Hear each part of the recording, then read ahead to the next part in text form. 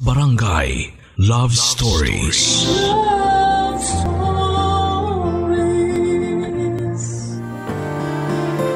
Para sa isang magulang, nanggaling man sa iyo ito o hindi, ay challenging ang mag-alaga ng bata. Mahirap, magastos at minsan ay nakakapagod, pero sa kabila ng lahat ng ito, fulfilling ang magpalaki ng isang anak. Ikaw, kabarangay, naranasan mo na bang maging magulang? Dear Papa Dudut, isang makulay na araw sa inyo pong lahat. Gamitin niyo na lamang ang palayaw kong Vey. 60 years old na po ako, Papa Dudut, at nagmamay-ari ng isang maliit na parlor. Mahirap ang naging buhay ko noon bago ko pa man nakarating sa estado na meron ako sa ngayon. Bilang isang Becky at katulad ng iba pang mga Becky sa mundo ay hindi tanggap ng pamilya ko ang pagkatao ko.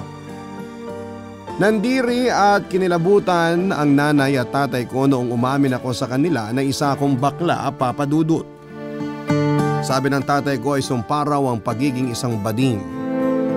Sabi naman ng nanay ko ay karma raw nila ito. Masakit sa damdamin na matawag na sumpa at karma, lalo na't nanggaling pa ito sa mismong magulang ko. Dahil hindi tanggap ang pagkatao ko ay naglayas ako sa amin. 20 years old lamang ako noon, Papa Dudut, noong pasukin ko ang malawak na Kamaynilaan. Isang bakla na walang tinapos, walang pera, at walang trabaho. Hinanap ko po ang kapalaran ko sa syudad. Ang problema nga lang ay mahirap pala ang magsimula ng bagong buhay. Nahirapan akong maghanap ng matutuluyan dahil hindi ko inakala na ganon pala kamahal ang mangupahan. Nakapitong boarding house na ako noon nang makita ko ni Siri. Isang transgender itong si Siri, Papa Dudut. Noong napansin niyang hirap akong makahanap ng matutuluyan ay tinulungan niya ako. Dinala niya ako sa isang lugar kung saan siya nakatira. Isang boarding house yon para sa mga tulad naming bakla, Papa Dudut.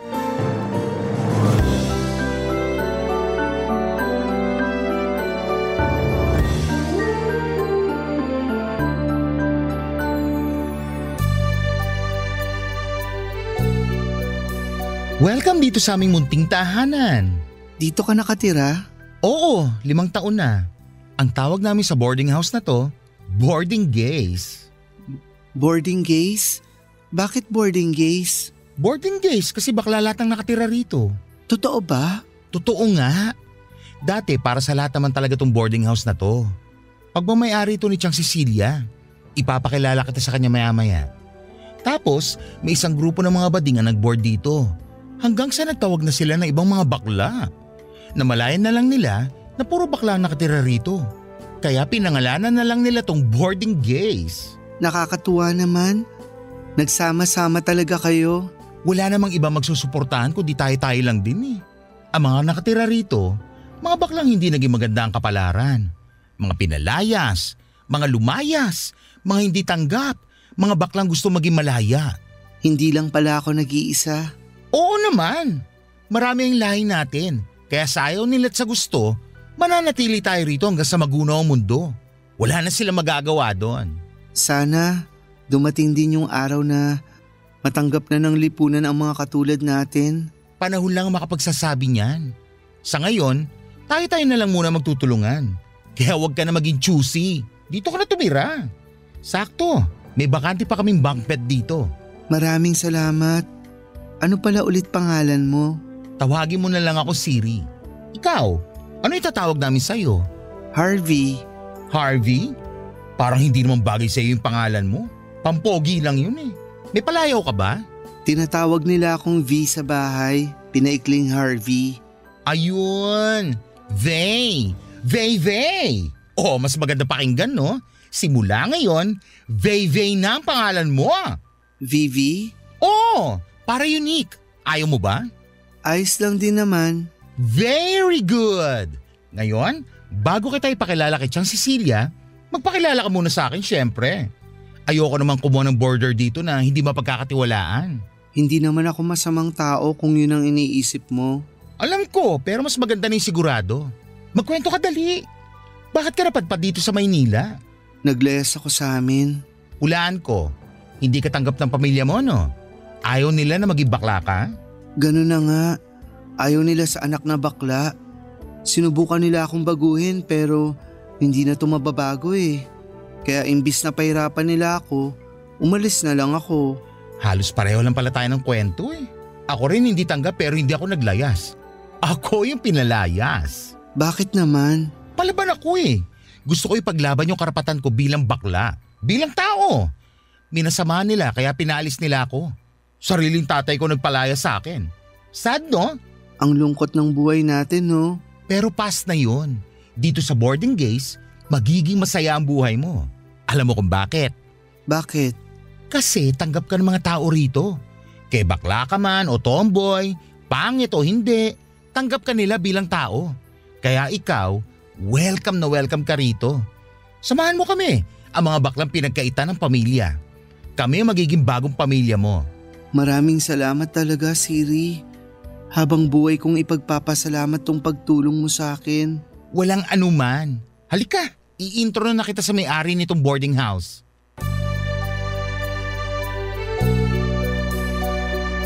"35 years old noon si Siri Papadudut nung una ko siyang makilala. Babaeng babae ang itsura niya, makapalang makeup, pulang-pulang mga labi at laging nakatirintas ang mahaba niyang buhok. Punong-puno ng abubot ang katawan niya at laging ngumunguya ng bubble gum. Medyo taklesa siya pero masiyahin at malambot ang puso nito, lalo na sa mga tulad naming parte ng LGBTQ. Nung araw na naghahanap ako ng matutuluyan ay nalampasan lang daw niya ako habang papunta siya sa isang birthday party. Pagka-uwi niya ay nadatnan pa rin niya ako naghahanap ng matitirhan. Kaya siya na mismo ang tumulong sa akin. Alam daw kasi niya kung ano ang feeling ng isang probinsyano na first time makapunta sa Maynila dahil maging siya ay nagmula din sa probinsya. Tulad ko ay hindi rin siya tanggap ng pamilya niya. Kung ako ay naglayas, siya naman ay pinalayas. Dinala siya ng kaibigan niya sa boarding case kung saan ay buong puso siyang tinanggap. Simula noon ay doon na siya tumira, Papadudut. Katulad ni Siri ay tinanggap din nila ako bilang pamilya sa boarding case. Pilit kaming sinusuka noon ng lipunan kaya kami na lamang din ang nagdamayan. Marami akong nakilala at naging kaibigan dahil sa kanila. Sa tulong din ng mga ka-boarding case ko, Papadudut, ay hinanapan nila ako ng trabaho. Tuwing may racket sila ay sinasama nila ako. Sa kanila ako natuto kung papaano ang gumamit ng makeup, tumahi ng mga gown at mag-ayos ng buhok.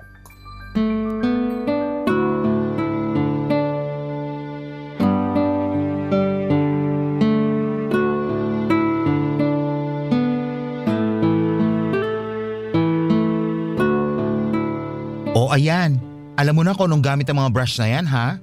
Kapag sumama ka sa amin sa mga kasalan at fiesta, dapat marunong ka na mag-makeup. Salamat. Dagdag kita rin to sa akin kapag naging makeup artist na ako. Madali lang yan. Basta pag-ipunan mo yung mga gamit mo. Kapag nakabili ka na ng sarili mong makeup, pwede ka na rin kumuha ng customer. Ngayon naman, ang gusto kong aralin kung papaano ang gumupit ng buhok at magkulot. Yung mga ganong bagay. Gusto mo rin ba maging parlorista tulad ni Susana? Sana. Nakakapagod din kasi yung ginagawa nating pabiyahe-biyahe. Alam mo naman na madali lang akong mahilo kapag bumabiyahe tayo. Yung mga suki nyo kasi galing pa sa malalayong lugar. Ganun talaga ang buhay. Makeup artist ako eh. Si Mimi naman nagpaparenta ng gown. Si Susana sa buhok. Kumbaga, complete package na kami. Kapag may customer kami na gusto ikasal o lalabas sa beauty pageant, kami na lahat na nagpo-provide ng serbisyo na kinakailangan nila. Ngayon, kung gusto mo mag-parlor na lang, pwede kang umextra sa parlor ni Susana. Kahit tagawalis ka lang doon. Marami ka matututunan sa kanya. Pwede ba na doon na lang muna ako sa kanya? Pwede. Hayaan mo, kakausapin ko siya. Salamat, Siri. Alam mo, hindi mo naman kailangan sumama sa amin eh. Hindi ka namin inuobliga na samahan kami sa mga racket namin. Inaaya ka lang namin para kahit papano may kitain ka rin. Kung gusto mo maghanap ng ibang trabaho, malaya kang gawin yun. Walang pipigil sa'yo. Nahihiya rin naman kasi ako sa inyo. Kayo yung tumulong sa akin magsimula, kaya gusto ko rin makatulong sa inyo para mabawas-bawasan naman yung bigat ng trabaho nyo. Ano ka ba? Ilang taon na namin itong ginagawa. May kasama man kami o wala, kaya-kaya na namin to kasi gusto namin itong ginagawa namin. Kaya ikaw, gawin mo rin ang gusto mong gawin para maging masaya ka sa ginagawa mo. Nang sa ganon, maging maganda yung kalalabasan ng trabaho mo. Salamat sa pag-intindi ha. Mukhang kaya mo na talagang tumayo sa sarili mong paa. Natutuwa ako na matapos ang 5 taon, kaya mo na makipagsapalaran dito sa Maynila. Noon kasi parang ang batang nawawala eh. Hindi naman mangyayari yun kung hindi dahil sa inyo eh. Kayo ang tumulong at nagturo sa akin kung paano mabuhay dito sa Maynila. Kaya maraming salamat talaga. Kung ganon, ready ka nang magsolo? Magsolo? Hindi naman ako aalis eh. Dito pa rin ako sa boarding case titira. Ang ibig ko sabihin, kapag nawala kami, kaya mo na mag-isa. Kaya ko naman. Matanda na rin ako eh. Kaya ko na tong sarili ko. Pero aalis ba kayo? Dito pa rin naman sina Mimi at Susana. Pero ako, baka bago matapos itong taon lilipat na ako. Lilipat ka na? Saan? Mag-a-abroad ako. Nakahanap ako ng trabaho sa Kuwait eh. Nilalakad ko na lang yung mga papeles na kailangan ko. Kapag approve na, gogora na ako doon. Talaga ba? Nakakalungkot naman. Iiwan mo na kami. Ganun talaga ang buhay. Hindi naman tayo habang buhay na magkakasama eh. Oo nga eh. Pero congratulations sa'yo at good luck sa pupuntahan mo. Salamat. Sa'yo ko na lang iiwan yung mga gamit ko. Magka-size naman tayo, di ba?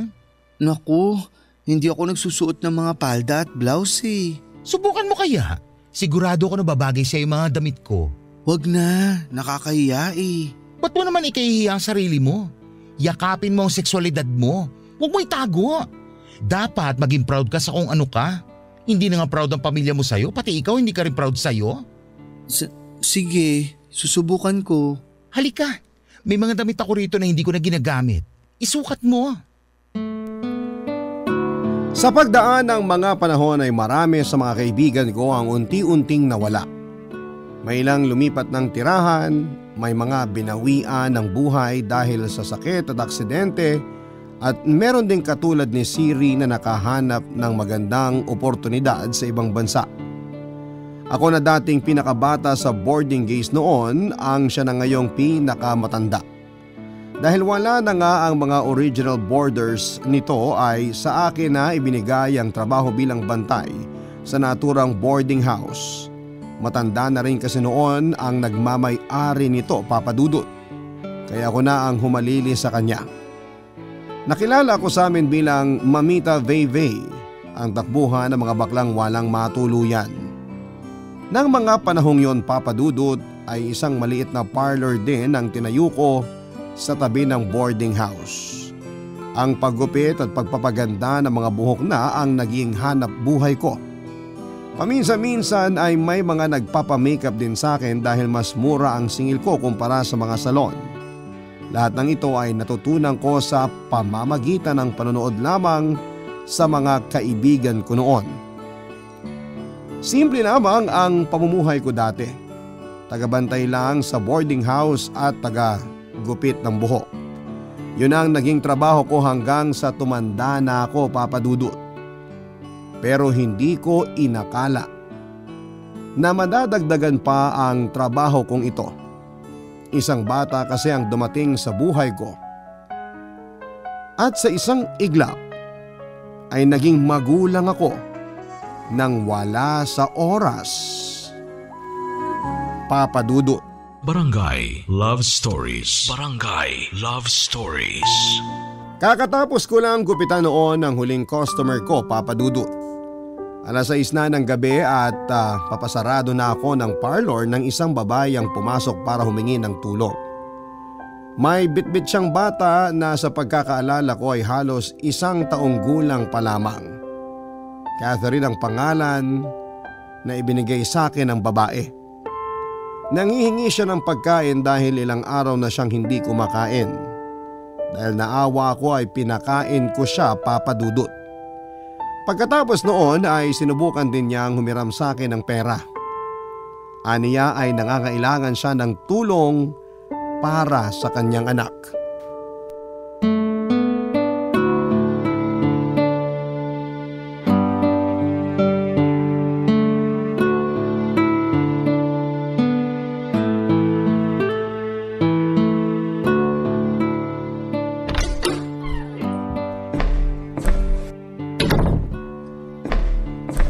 Gab, ikaw ba yan? Opo, ako po to. Teka, anong oras na ba? 2:00 na. Lagi ka na lang umuwi ng madaling araw. Hindi ko po namalayan yung oras eh. Ano yung nasa mukha mo? Sugat ba yan? Wala po to. Patingin! Anong nangyari dito? Nakipag-away na naman ba kayo? Nasali lang po sa...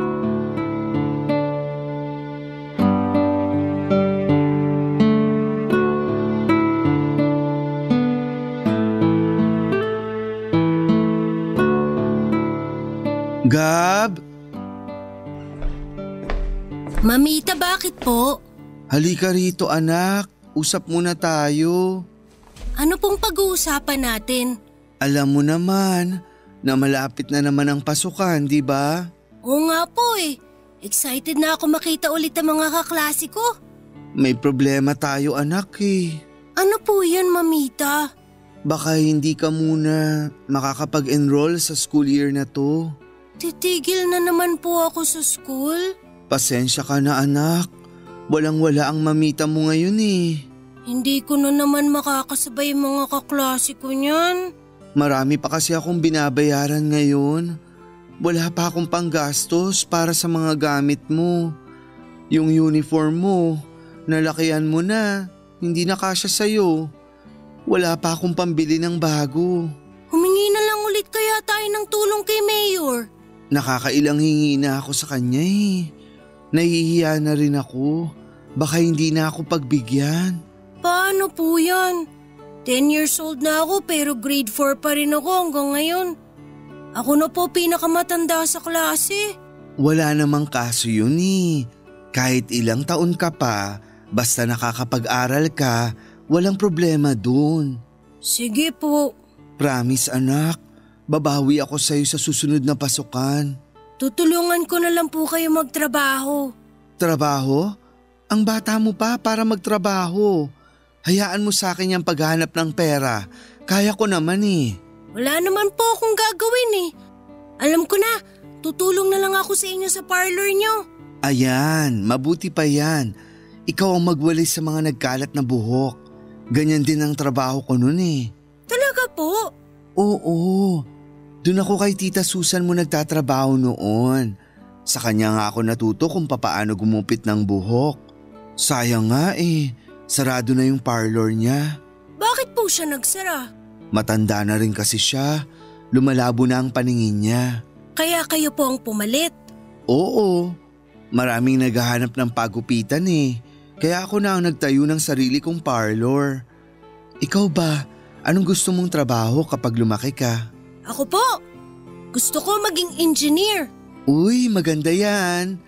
Ikaw ang magpapatayo ng mga building at bahay kung sakali. Yun po ba ang trabaho ng engineer? Oo, sila ang nagpaplano para maging matibay ang mga bahay. Ganun pala yun. Sige po, engineer na lang ang pangarap ko paglaki ko. Parang hindi naman eh. Hindi mo nga alam kung anong trabaho ng engineer eh. Yung kaklase ko po kasi, engineer ang papa niya kaya marami silang pera. Kumpleto nga yung crayons niya eh. Tapos ang ganda pa ng pencil case niya. Gusto ko rin po maging engineer para yumaman din ako. Yun ba ang rason? Tama yan. Mangarap ka ng malaki. Pero dapat, para maging engineer, Kailangan mong pagbutihin ang pag-aaral mo. Pinagbubutihan ko naman po ang pag-aaral ko eh. Pahinto-hinto nga lang. Yun lang. Sorry talaga anak. Wala pong problema dun. Naiintindihan ko naman po kayo eh. Papa Dudut, ang dating ampon ay itinuring ko ng isang anak. Noong makapagtapos ng elementary si Gab ay tuluyan na siyang huminto sa pag-aaral, Papa Dudut. Naiintindihan naman ni Gab kung bakit siya tumigil na pumasok sa eskwela noon. Sa katunayan ay sinubukan pa niyang gumawa ng paraan para matulungan ako sa mga gastusin. Noong mga panahon kasi na yon ay dumadami na ang kakompetensya ko sa parlor ko, Papa Dudut.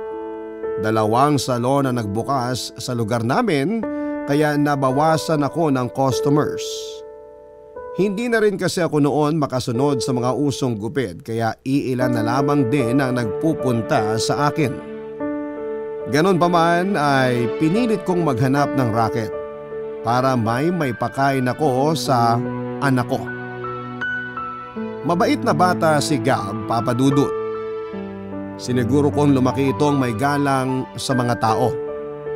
Itinuro ko sa kanya ang batas ng Diyos at batas ng tao para magkaroon siya ng takot na gumawa ng masama. Kaso nga lang, kahit na anong pag-aaral ang ibigay ko sa anak ko ay hindi ko pa rin siya napigilang mapunta sa maling landas. Noong nagbinata kasi si Gab ay natuto siyang mabarkada. Barkada ang dahilan kung bakit siya nagkaroon ng bisyo at unti-unting nalayo sa akin. Palagi siyang nasa labas noon, Papa Dudut, kasama ang barkada niya. Dahil sa pagiging abala ko noon sa paghahanap buhay ay hindi ko siya napatnubayan ng maayos. At hindi ko nga namalayan nakasama na pala siya sa isang gang noon. May pagkakataon noon na umuuwi siyang basag ang mukha niya dahil sa may nakaaway sila. Nagsimulang maging sakit ng ulo si Gab at tuwing pinagsasabihan ko siya ay para bang kinalimutan na niya ang mga bagay na itinuro ko sa kanya noong bata pa lamang siya, Papa Dudut.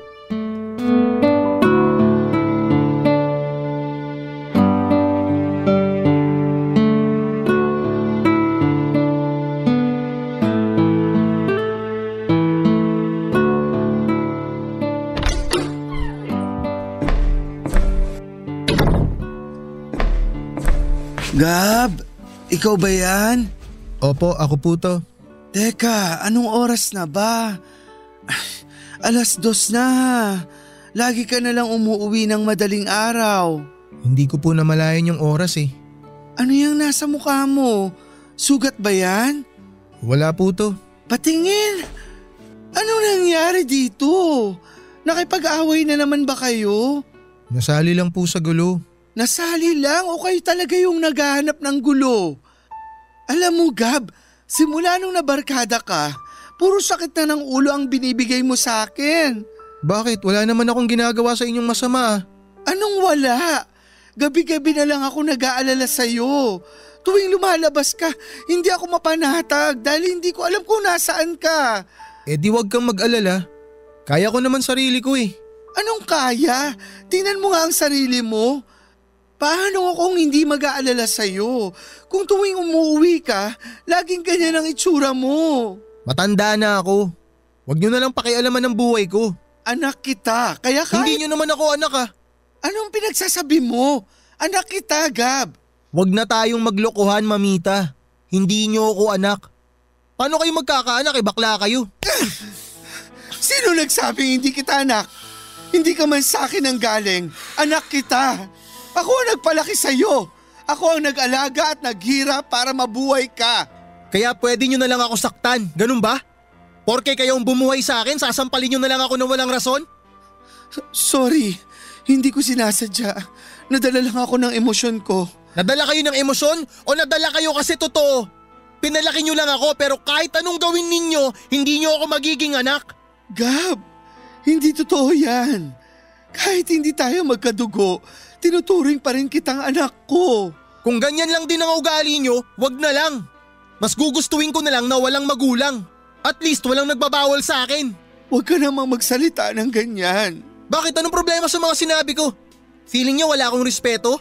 Nire-respeto ko kayo, ang buhay mo, ang pagkatao mo, ang mga desisyon mo. Sana naman irespeto niyo rin kung ano yung mga gusto ko. Nire-respeto rin naman kita eh. Ayoko lang na palagi kang napapasabak sa gulo. Alam kong mabait kang bata, Gab. Dahil ako ang nagpalaki sa'yo. Pero kung ginagawa mo to para lang pasiyahin yung barkada mo, parang awa mo na. Itigil mo na. Wala kayong karapatan para kontrolin ang buhay ko. Alam ko ginagawa ko. Kailan ka ba magbabago? Kapag may nangyari na sa'yo? Anak, tandaan mo, laging nasa uli ang pagsisisi. Huwag mo hayaan na dumating ka pa sa puntong yun ng buhay mo. Dami mong satsat. Makaalis na nga. Saan ka na naman pupunta? Sa labas. Kung saan tahimik at walang pakialamerang buwisit. Anak!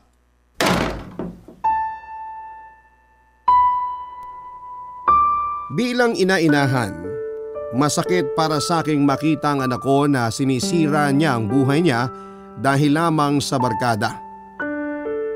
Hindi ko man siya galing sa akin, ay itinuring ko siyang tunay na anak. Kaya kahit nasasaktan niya ako paminsan-minsan ay hindi pa rin ako tumigil sa pagtuwid sa mga maling bagay na ginagawa niya. Papadudot nagpatuloy ang pakikipagbarkada ni Gab at halos sumuko na ako noon. Ang tanging ginagawa ko na lamang tuwing lumalabas si Gab ay ang manalangin sa Diyos na ilayo siya sa kasamaan at kapahamakan. Umaasa ako na sa gitna ng mga pagsasaya nito ay maisip niya kung ano ang tama at mali. Hanggang sa dumating ang araw na kinakatakutan ko. Nabalitaan ko na lamang na dinampot ng mga pulis si Gab dahil isang bahay ang nilooban nila. 2:00 na ng gabi nang pasukin ni Gab kasama ang ilan nitong mga kaibigan ng bahay ng isang matanda. Nanlaban ang may-ari ng bahay at nasaktan nito ni Gab gamit ang hawak niyang patalim.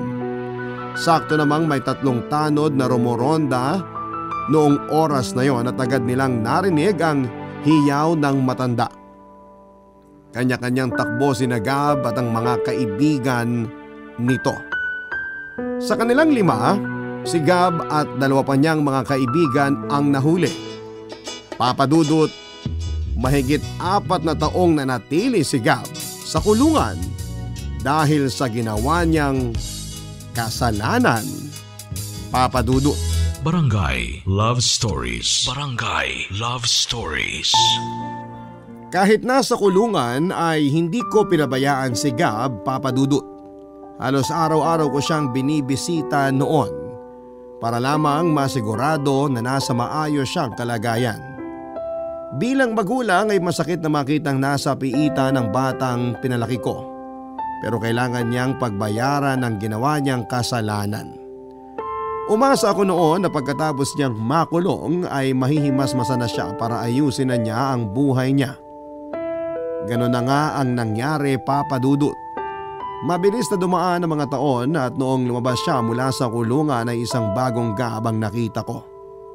Simula noon ay umiwas na siya sa barkada at napagtanto raw kasi niya na habang nasa kulungan siya na ako lang ang tanging tao na bumibisita sa kanya. Ni isa sa mga barkada niya ay wala man lang nag-effort na i-check kung maayos ba ang kalagayan niya. Kaya bilang ganti ay tuluyan na niyang tinalikuran ng barkada niya. Nangako sa akin si Gab na babawi siya sa mga kasalanang nagawa niya. Siyempre natuwa ako sa pagbabagong nangyari sa anak ko.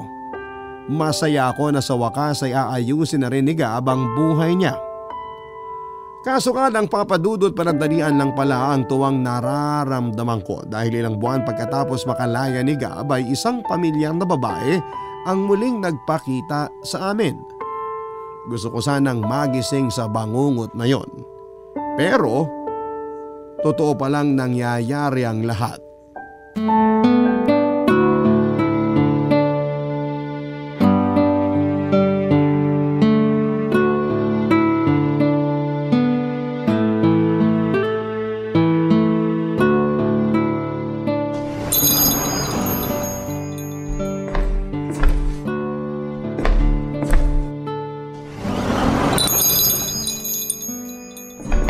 Mamita, may naghahanap sa inyo.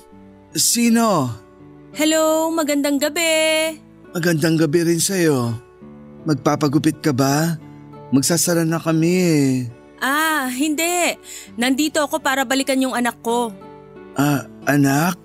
Hindi mo na ba ako namumukaan? Ako si Catherine. Mahigit 20 years na nung huli tayong nagkita. Wala akong kilalang Catherine. Makakaalis ka na. Sandali lang. Alam kong kilala mo ko. Ako yung nag-iwan sa inyo ng bata nun. Ikaw si Vevey, di ba? Ako si Vivi, pero hindi kita kilala. Wala akong maalalang Catherine. Nagsisinungaling ka. Kukunin ko na ang anak ko sa'yo. Kayo? Kayo ba yung nag-iwan ng bata kay Mamita? Hindi siya yon. Huwag kang maniwala sa kanya, anak. Ikaw na ba yon? Ikaw na ba yung anak ko? Hindi, wala kang anak dito. Makakaalis ka na. Mamita, siya ba yung totoong nanay ko? Oo, ako nga. Ako yung nanay mo. Mamita. Oo, siya nga. Siya ang nanay mo. Yung nanay ko na nang iwan sa akin nung wala pa akong muwang sa mundo? Yung nanay na ipinamigay ako na parang tuta lang? Anak! Bakit kayo nagpakita rito?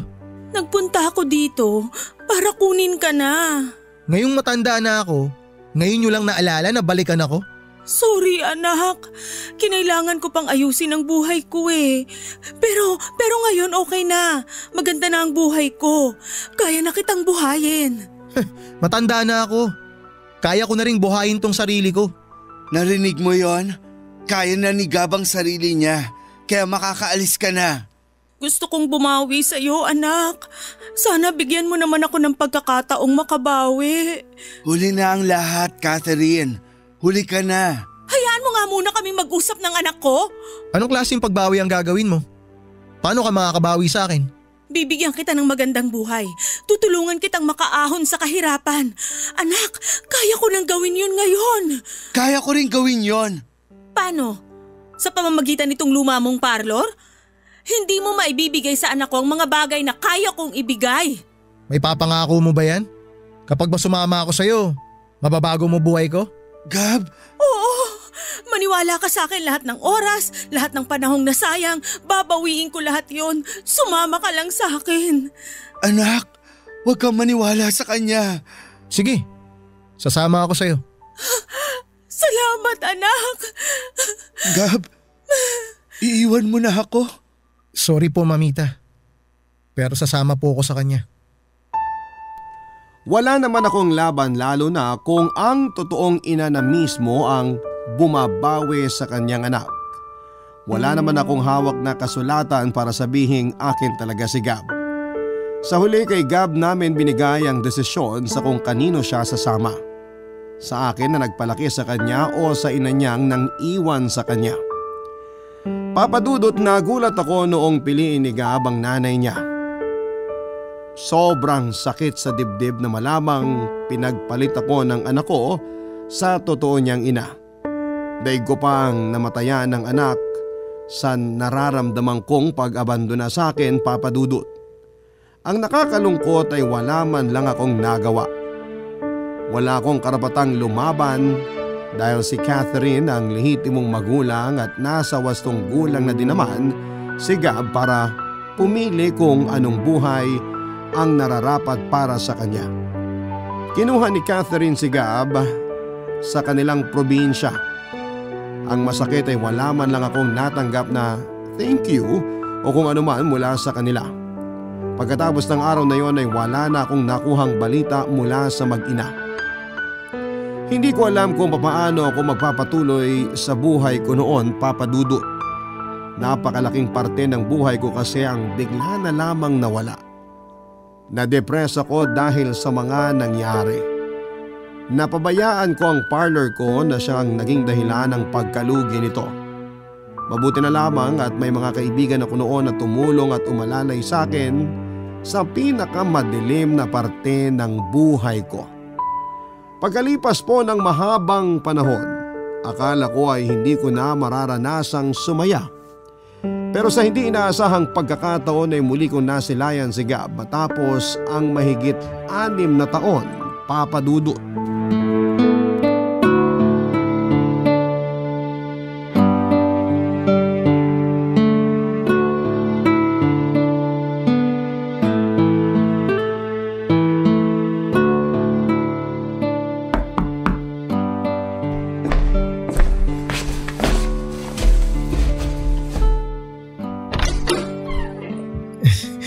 Mamita! Gab, anong ginagawa mo rito? Halika, pumasok ka. Salamat po. Kumusta po kayo? Heto, katulad pa rin ng dati. Pumayat kayo ah. Parang hindi na kayo kumakain. Ano nangyari sa inyo? Walang makain eh. Tumatanda na kasi ang mamita mo. Kaya marami na rin nararamdamang sakit. May sakit po kayo? Wala naman. Sa kasukasuan meron. Pero wala naman akong sakit na malubha. Mabuti naman kung ganun. Ikaw, kamusta na? Mas lalo ka nang gumwapo ngayon ah. Thank you, Mamita. May pamilya na po ako ngayon. Totoo ba? Nasaan sila? Bakit hindi mo kasama? Opo, may isang anak na ako. Ipapakilala ko sila sa inyo kapag lumawas sila. Nasa probinsya pa sila ngayon eh. Hindi mo man lang ako in-invite sa kasal mo. Paano kita iimbitahan, Mamita, hindi pa naman kami kasal. Pag kinasal kami, hindi pwedeng mawala ka. Syempre dapat nandun ka. Akala ko naman nakalimutan mo na ako. Mas malulungkot ako kapag nangyari yon. Hinding-hindi na po kayo mawawala sa buhay ko, Mamita. Nga po pala, sorry po sa nagawa ko. Iniwan ko po kayo noon. Wala yun. Karapatan mo naman yun eh. Tsaka nanay mo si Catherine. Alangan namang pagbawalan kitang sumama sa kanya. Pero syempre, may kirot din sa puso ko kasi nawalan ako ng anak. Pasensya na po talaga kayo, Mamita. Nagawa ko lang naman yun kasi nakita ko yung oportunidad na ayusin tong buhay ko eh. Pinag-aral po ako ni Mama Catherine sa probinsya kaya nakahanap ako ng trabaho. Talaga ba? Mabuti naman kung ganun. Ang tagal ko pong tinangka na kumustahin kayo kaso wala naman kayong social media. Tapos nag-iba rin kayo ng number. Mabuti na nga lang hindi kayo lumipat eh. Kasi kapag nagkataon may hirapan akong hanapin kayo. Naiintindihan kita anak. Mukhang naging sulit naman yung desisyon mo eh. Tingnan mo, maayos ka ng tingnan. Hindi na tulad nung dati, napayat ka pa. At parang walang patutunguhan ng buhay. Grabe naman kayo sa akin, Mamita. Pero seryoso, masaya ako para sa'yo. Salamat po. Ngayon, Mamita, ako naman ang babawi sa inyo. Lahat ng mga sakripisyo at paghihirap nyo sa akin, ibabalik ko naman sa inyo. Naku, wag mo nang gawin yun. Ang mahalaga, maganda na ang buhay mo ngayon. Akala nyo po ba kinalimutan ko na kayo? Hindi po mangyayari yun. Nagbabalik na po ako, Mamita. Huwag kayong mag-alala. Hinding-hindi ko na kayo iiwan. Paano si Catherine? Ha? Ano pong paano si Mama Catherine? Hindi ko rin naman po siya iiwan eh. Mamita, kayong dalawa ang nanay ko. At pareho ako nagpapasalamat sa inyo. Hindi ba siya magagalit na nandito ka ngayon? Hindi po, hindi siya magagalit. Nagpaalam po ako sa kanya. Tsaka suportado niya na balikan ko kayo. Ganun ba? Nakakatuwa naman. Bigla tuloy ako nagkaroon ng energy nung makita kita ulit. Teka, kumain ka na ba? Hindi pa nga po eh. Halika, kumain muna tayo. Ipaghahanda kita ng makakain. Marami pa tayong pagkakwentuhan. Ayun, sakto. Namiss ko po yung luto niyo eh. Salamat po, Mamita.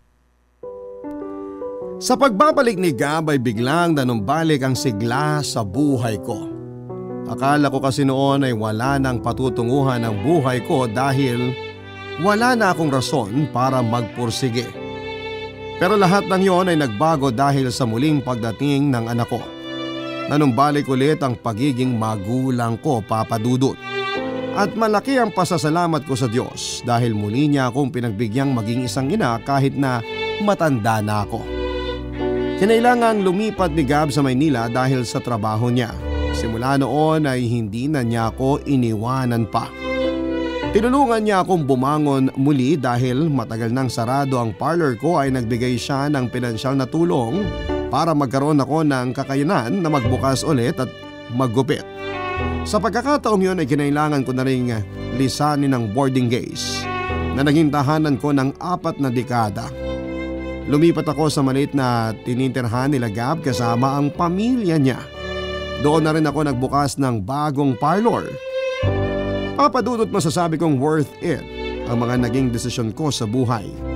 Ni isa'y wala akong pinagsisihan dahil alam kong bawat direksyon ng buhay ko ay ginabayan ako ng Panginoon.